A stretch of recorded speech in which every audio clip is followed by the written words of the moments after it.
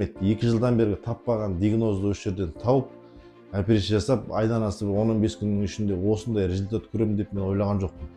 Қазақстанның біраз жеріндегі медицинаға жүгіндім.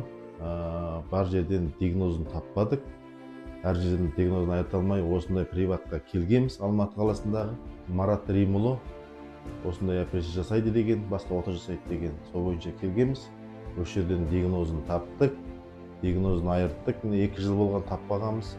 Содан міне басында бұл кісі әр сөзін мұтып қалатын, жүрісінен жаңылып, солай болатын.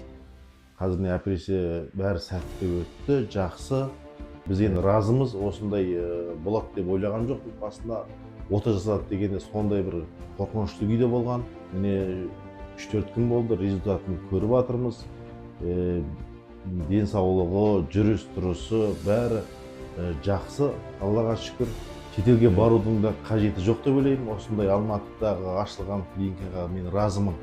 Өз басым аяулым Бақытбек қызы, ода осындай бізге көмектесіп, қаншама саладарға көрсетіп, жүгіріп осындай нетті. Осы бар приваттағы қызметкерлерге алғысым шексіз. Рахмет, ризамын.